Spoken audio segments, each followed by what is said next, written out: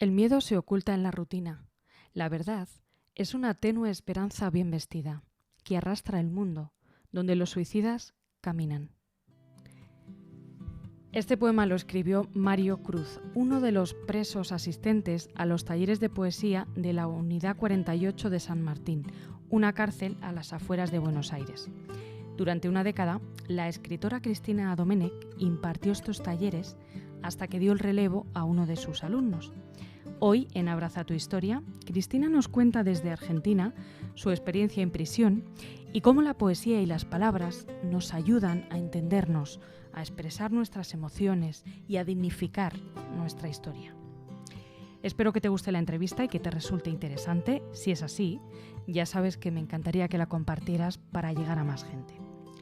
Seguro que ya te has suscrito al canal, pero bueno, te recuerdo que si estos contenidos te aportan, te puedes suscribir para estar al corriente de nuevas publicaciones en torno a la narrativa personal, al autoconocimiento y a otras herramientas que nos ayudan a abrazar nuestra historia. Te dejo con la entrevista. Un abrazo.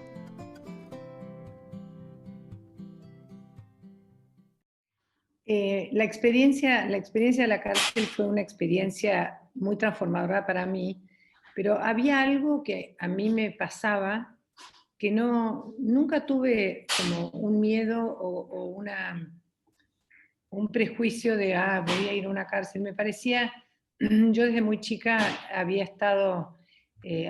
estudiado cuando era adolescente de trabajo social, me iba a un asentamiento que había, yo estaba en 4º grado del colegio, ayudaba a chiquitos de 1er grado a hacer deberes, siempre estuve como, no sé por qué, muy relacionada con lo que era la clase más corrida del sistema, ¿no? Siempre me parecía que yo ahí podía hacer alguna diferencia. Y yo cuando era chica no era ni siquiera muy buena alumna. Yo llegaba ahí y sentía que, pese a que yo ni era muy buena alumna, tenía tanto para intercambiar y tanto para dar y para recibir, que yo no lo sentía en la escuela, eso y sí en estos lugares, ¿no? Entonces es como que a mí algo se me fue formateando por ahí. ¿Qué sentías tú que podías dar? Ese sentimiento tan fuerte que tenías. No algo específico, pero cuando uno transita una escolaridad, como mis hermanos tal vez eran mejores alumnos que yo, nadie me miraba. Yo sentía que ahí iba y era alguien importante, porque tenía algo para compartir. Muy chiquita era yo, era muy niña. Cuando empiezo a dar talleres, es algo que se me da muy bien, y lo empecé a hacer con gente de forma particular, ¿no? Tenía como un sistema bastante tradicional en un punto, pero como yo no era nada tradicional, mis talleres siempre eran loquísimos. Yo invitaba a un escritor famoso por mes a mi casa, entonces siempre mi taller estaba lleno de gente. Y tuve un hecho personal muy doloroso, que fue que murió una hija mía, y dejé de dar talleres ahí. Dejé de dar talleres porque no me andaba la cabeza, literalmente, y cuando ya más o menos habían pasado, mi hija murió fin del 2006 y esto era 2009, o sea, habían pasado 2 años.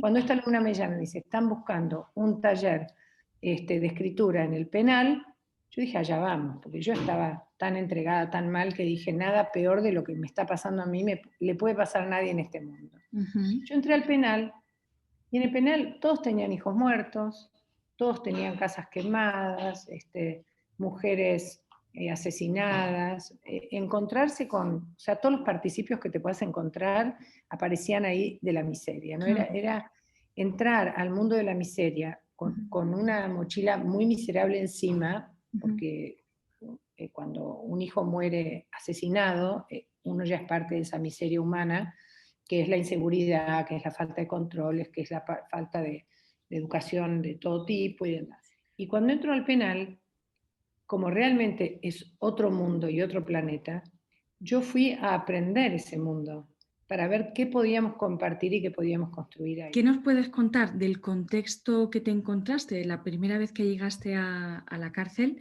a dar los primeros talleres de poesía? ¿Qué contexto nos puedes contar del lugar y de los internos? ¿Qué tipo de internos había, delitos, un poco para visualizar el escenario? Que publicó era cárcel de hombres, de máxima seguridad, o sea, máxima seguridad quiere decir que tienen muchos causas de asesinato, robo a mano armada, o bueno, violaciones, qué sé yo, todo ese, y después con todo el submundo que se forma de acuerdo a qué delitos, cuán ladrón eras, si eras perejil, como llaman ellos a los pseudo ladroncillos, como si hubiese una categoría más aceptada que otra de delito, como que hay una ética del ladrón.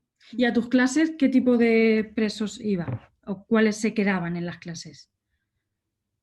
Bueno, es muy interesante tu pregunta, porque la universidad está adentro de la cárcel.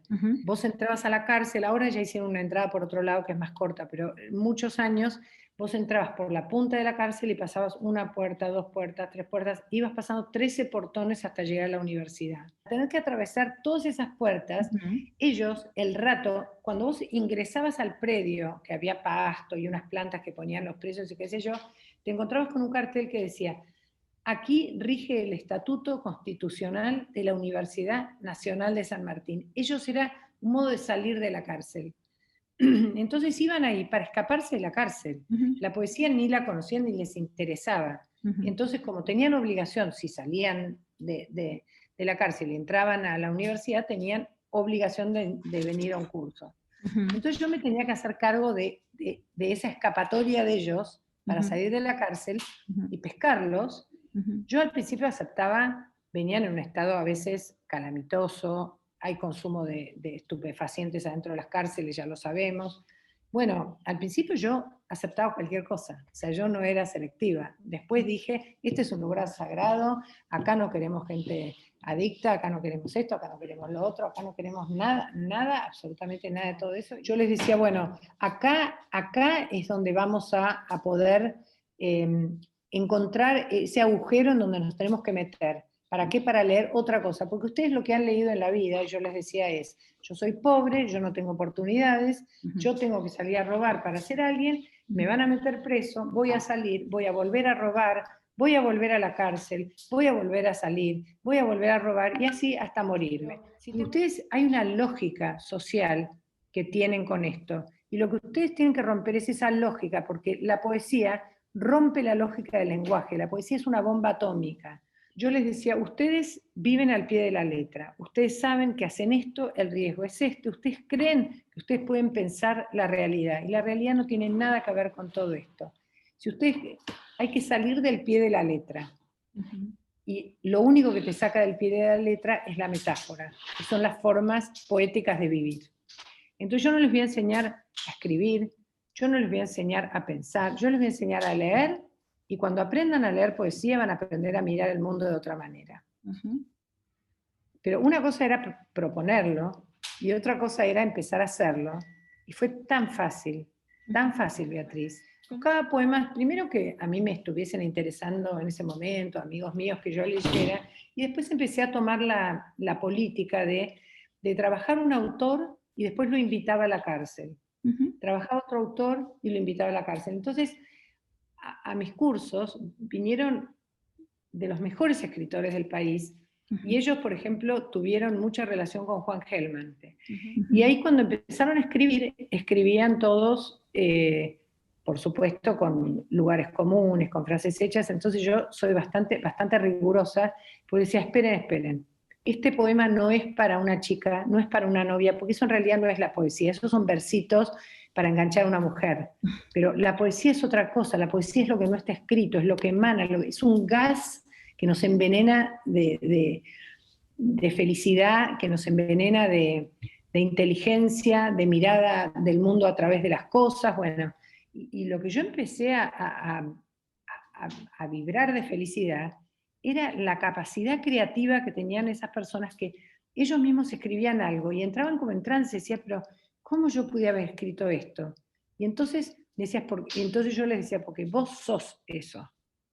Lo que pasa es que nadie nunca te dio un lugar para ponerlo. Vos por lo que entiendo, fue como progresivo, ¿no? Los talleres eran progresivos. Primero la lectura para acercarse a la poesía, leer poemas, un poco provocar reacciones en ellos.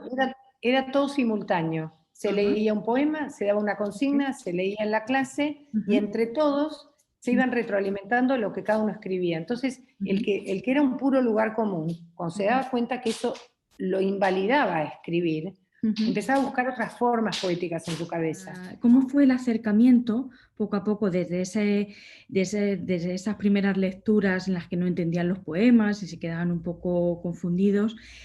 ¿Cómo es ese aprendizaje progresivo en el que se sienten con la capacidad de usar las palabras y se dan permiso de usarlas y de ir encontrando poco a poco las palabras adecuadas para expresar lo que quieren expresar? ¿Cómo fue ese trabajo?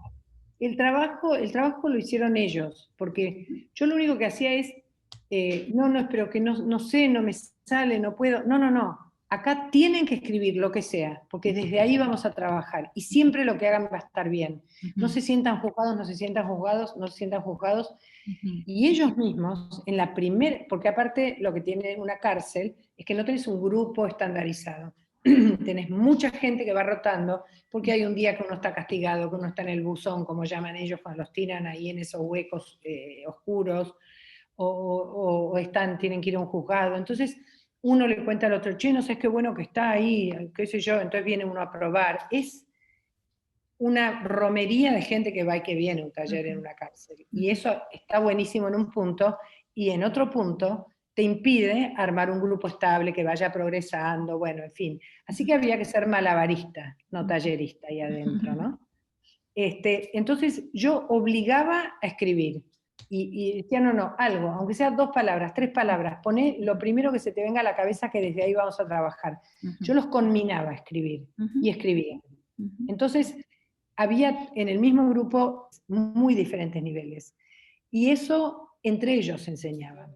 Por ejemplo, un día vino un analfabeto, y entonces dice, ¿yo puedo participar del taller de escritura? Por supuesto, le digo yo. No, pero lo que pasa es que yo no sé ni leer ni escribir. Y entonces, digo, vos podés participar, vos venís la vez que viene que te vas a encontrar con una sorpresa. Entonces yo, donde entraba un analfabeto, me ponía de pie y pedía disculpas en nombre de la sociedad, porque era nuestra responsabilidad que él no supiera leer y escribir. Entonces todos lo aplaudían, le daban la bienvenida, y había siempre algún voluntario para escribir lo que él pensaba y decía. Esa persona después iba a, ¿cómo se llama?, alfabetizadores, que había presos que alfabetizaban a sus compañeros. O sea, era un sistema social y de amor extraordinario. Y todos los analfabetos que tuve después fueron escritores. ¿Qué te decían de lo que querían expresar en su poesía? ¿Qué querían expresar? ¿Qué necesitaban decir? En general, hablaban mucho de la cuestión del tiempo, y eran poemas con muchísimo dolor. Con muchísimo dolor.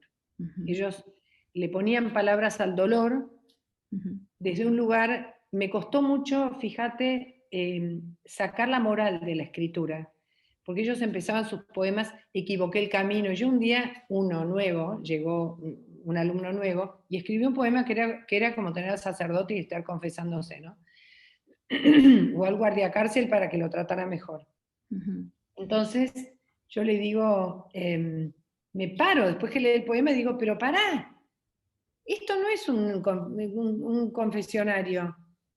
Acá no tenés que pedirnos perdón de nada, vos sos el que sos, y estás acá con todo lo que hiciste. Entonces les hice dar vuelta la lectura occidental que tenemos nosotros del tiempo, que inventamos una barra imaginaria en donde ponemos a nuestra izquierda el pasado, en el medio el presente, y a la derecha el futuro. Yo digo, ustedes inviertan esa lógica, porque yo lo que quiero es romper la lógica del lenguaje, también la lógica del tiempo, y pongan adelante su pasado para abrazar en vez del futuro, porque ustedes hoy están acá con todo lo que hicieron. Abracen ese pasado que los trajo acá, y valoren todo lo que tiene eso, porque no estarían acá leyendo, qué sé yo, leyendo a Pizarnik, por ejemplo. No conocerían a Pizarnik. ¿Y cómo? ¿Se imaginan? Conocen a Pizarnik por todo lo que hicieron. Entonces me miraban y decían, esta mujer está de la cabeza, ¿no? Pero es cierto lo que yo estoy diciendo, no es que yo inventaba fusilerías para que ellos se sintieran mejor.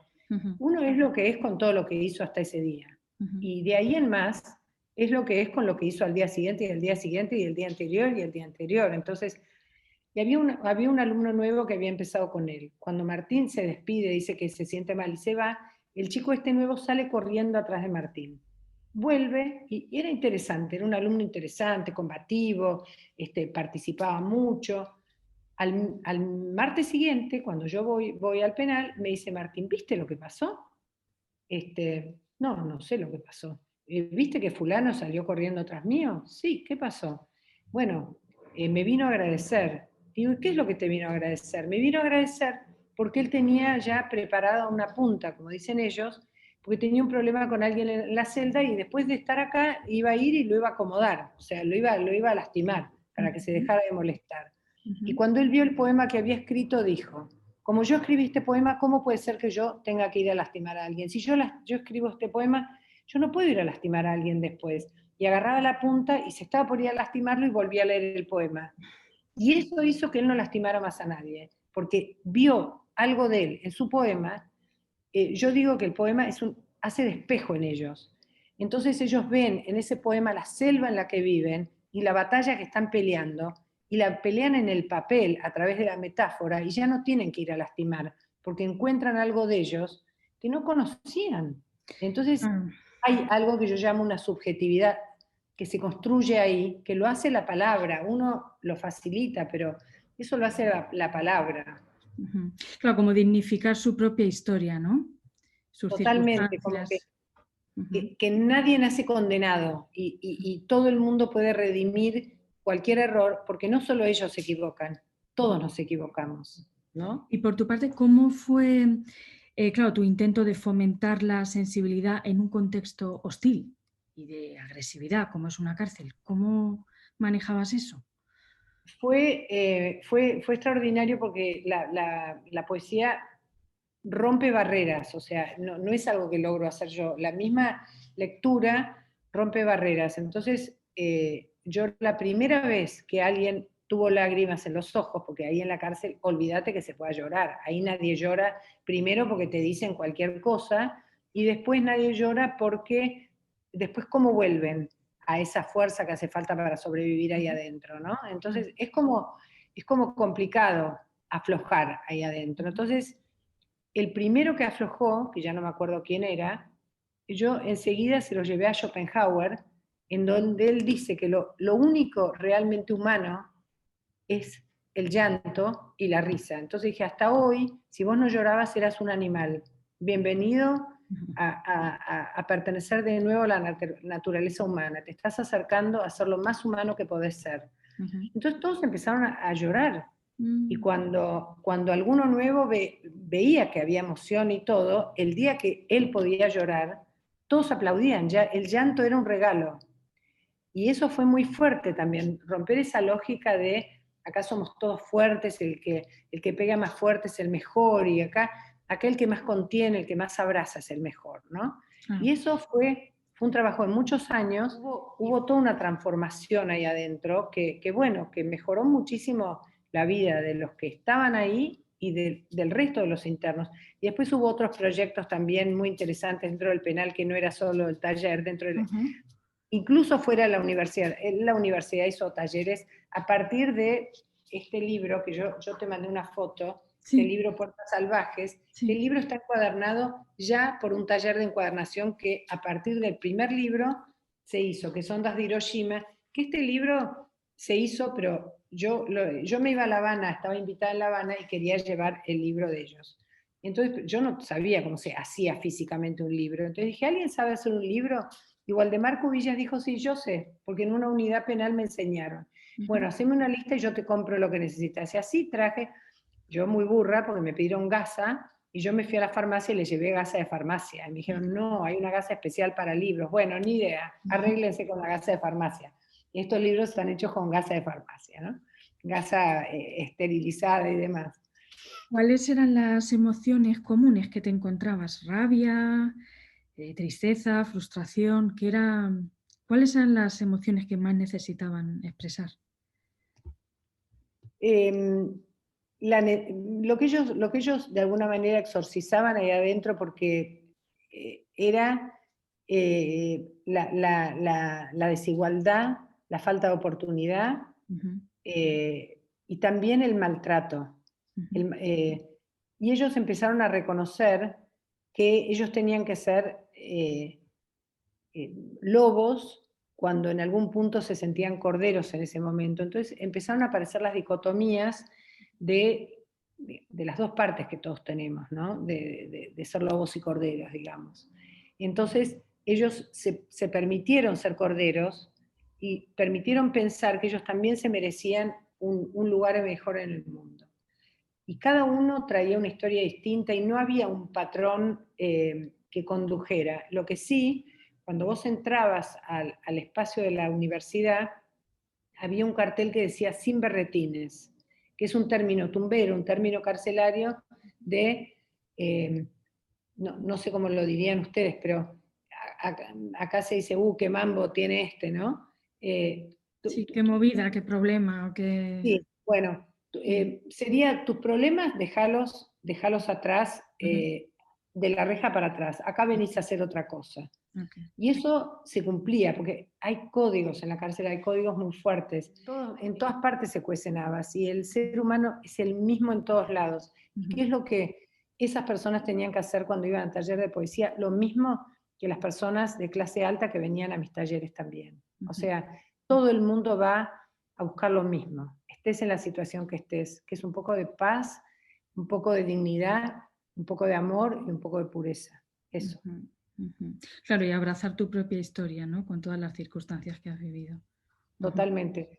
A través de la poesía conectaban no solamente con la idea de libertad, sino también con la idea de tener una segunda oportunidad, ¿no? Con la idea de perdonarse a sí mismos y tener una segunda oportunidad en la vida, o no llegaba a tanto. ¿Con qué conectaban? Conectaban con tener, no una segunda, una primera oportunidad, una oportunidad, porque nunca habían tenido oportunidad de ningún tipo. Entonces, nosotros les decíamos, de nosotros depende tejer una red, de nosotros depende apoyarnos, de nosotros depende, y de hecho hay una red enorme que salió de todos esos grupos, hay mucha gente haciendo cosas, y después yo encontré que de otros penales había gente haciendo cosas parecidas, entonces se fueron armando redes de oportunidades, no de segundas oportunidades. Y hay algo que a mí me enseñó Martín Bustamante, que mucha gente dice, el tren pasa una sola vez y tenés que estar atento y poder treparte. Y Martín dice, todo el día están pasando trenes por delante. La idea es que alguna vez te subas a una. ¿Qué nos puedes contar de Martín brevemente, un poquito su historia y sobre todo su evolución a partir de esos talleres? Martín es una persona de 50 y pico de años que era ladrón de bancos, pirata del asfalto, bueno, el ladrón mayor, y cuando entró a los talleres era muy guapo, muy guapito, y empezó, a él le gustaba mucho escribir y tiene mucho talento, y le gustaba mucho aprender, y él había terminado, dentro de la cárcel había terminado la secundaria, y él entra cuando empieza la carrera de sociología, él piensa que eso lo va a ayudar a salir antes, a dejar la cárcel antes por beneficio educativo.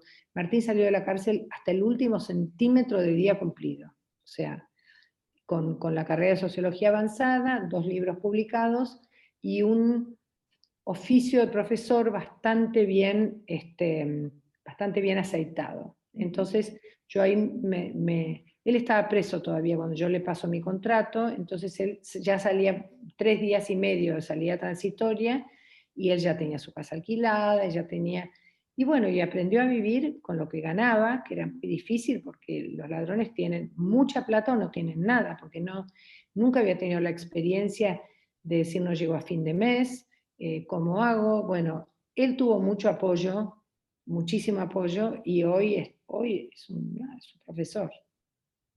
¿Qué aprendiste, Cristina, de tu experiencia en la prisión, en los talleres? Claro, lo que yo aprendí ahí era verdaderamente lo que era el amor, que era el amor desde otro lugar, lo que era la generosidad, porque nunca vi más generosidad que ahí adentro.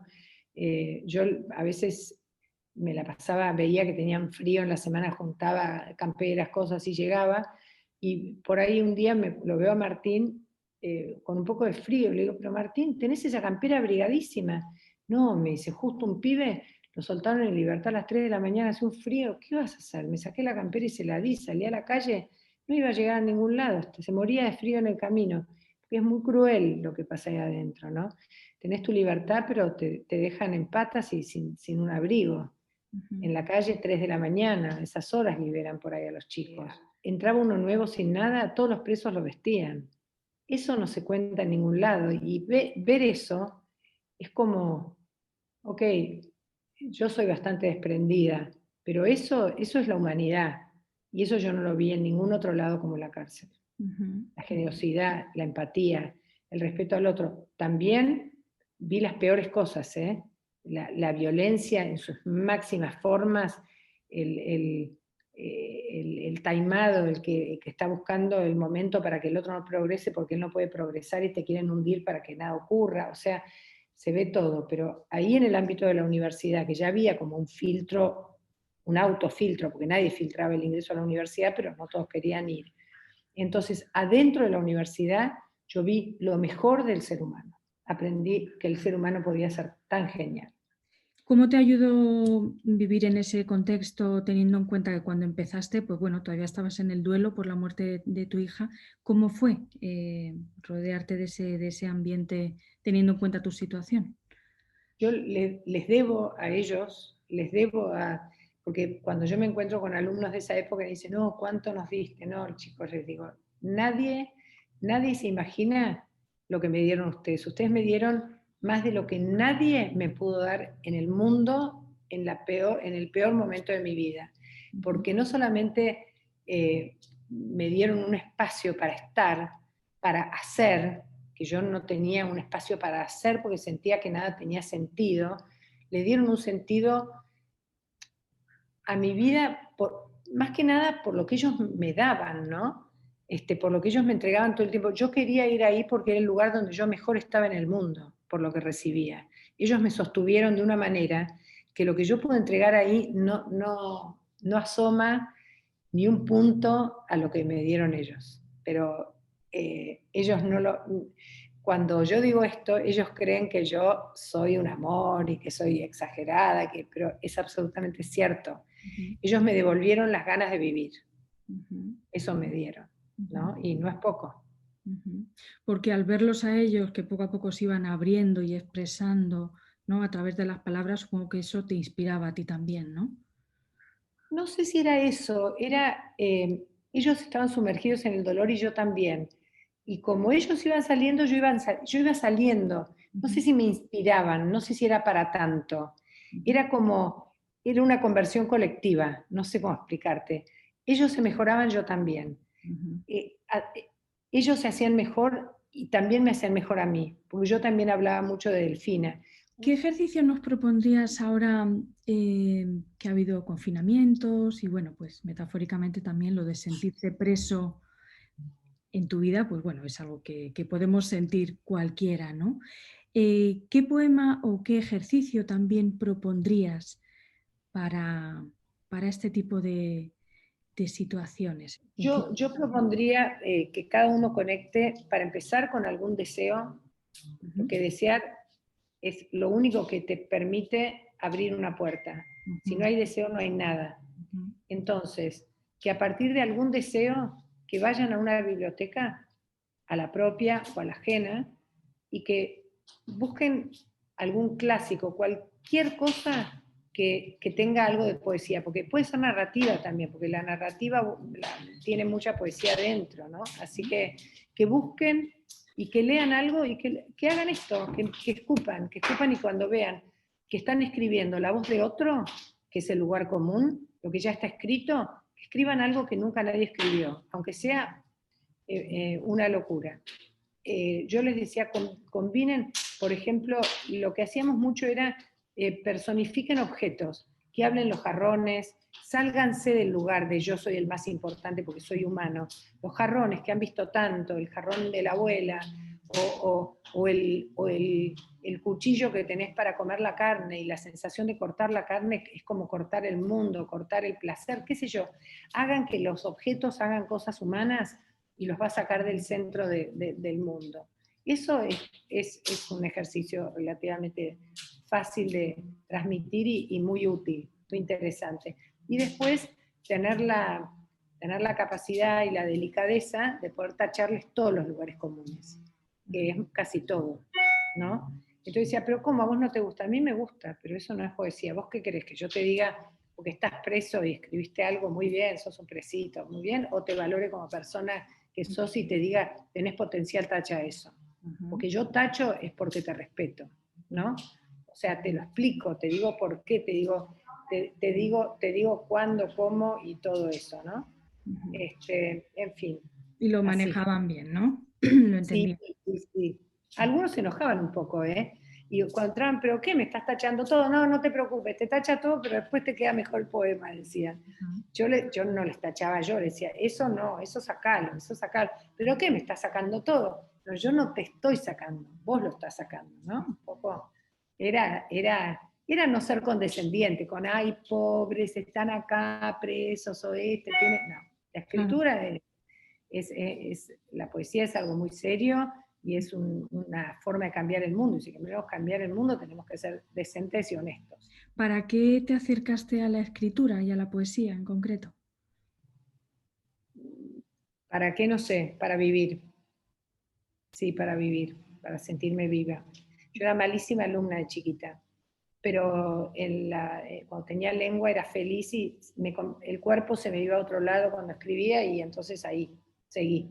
¿Qué te daba la poesía en esos años tan de niña, cuando empezaste? Libertad y ver que lo que yo hacía a los otros les gustaba. O sea, cierta pertenencia también, entiendo, ¿no?